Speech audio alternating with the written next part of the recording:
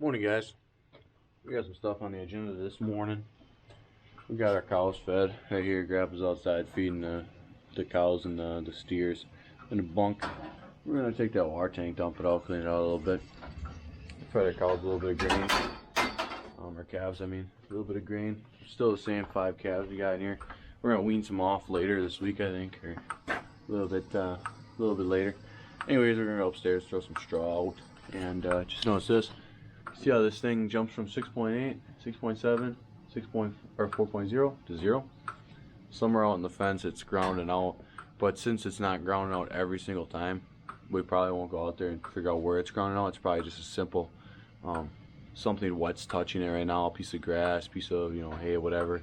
It should fix itself. If it's just plain zeros, which is 0, 0, 0, 0, that means it's like really grounding out, and then we'll go and fix the problem. But anyways, we're gonna go out and throw some straw down. So guys, let's threw some straw down over there. You couldn't really see me, so I just didn't record it. It's really dark up here, and our lights aren't working right now, so a lot of people ask us why we put covers over our doors here, and one of the big reasons is to stop air from coming up here and blowing the straw around and stuff, and to stop loose stuff. Like right now, I just had a bunch of straw fall and cover me up to my waist, to stop that from happening throughout the day and whatnot.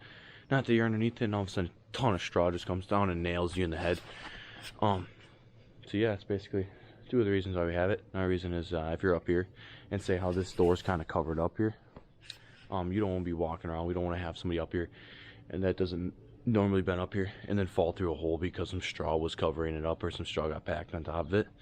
So that's why we put these boards down, is for that too, so you can kind of walk onto them and not fall through the door. So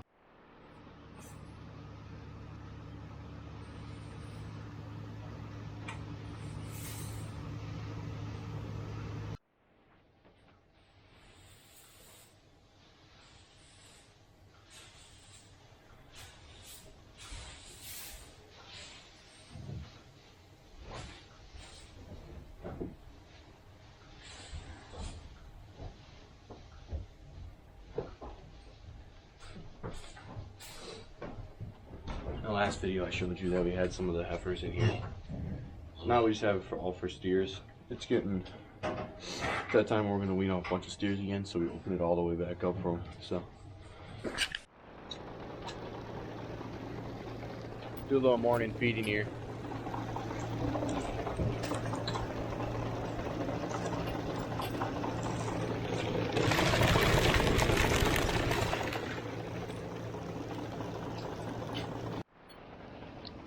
Leave it down around.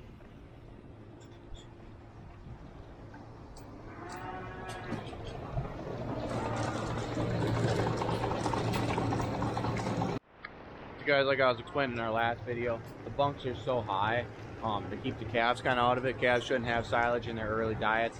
Once they're old enough and kind of tall enough to reach it, then they can start incorporating a little bit more silage into their diet. They mostly are hays around the corner over there. They'll mostly have that. Grandpa's gonna put a little straw down in that bed pack there. Our cows are currently in our holding area this morning. We're doing a little cattle switching. We have some cows in the barn there's some steers in the barn that are kind of hurt. That were on this side with the heifers, but now I put them in there, so they weren't recovering, so we put them in the barn by themselves now. That way they can recover even better. So we're gonna feed out this silage this morning, like we're doing right now, and yeah, make it a great day. As you can see what I'm talking about, we got 1 steer, we got 2 heifers in here. One of them actually might be a cow, so they're gonna be up in here for quite a while. Well, they heal up a little bit. We'll feed them in here, water them in here. We're gonna go spread out some straw. Oh, that grandpa just laid down, so got that all spread out. Cows are coming in to eat now.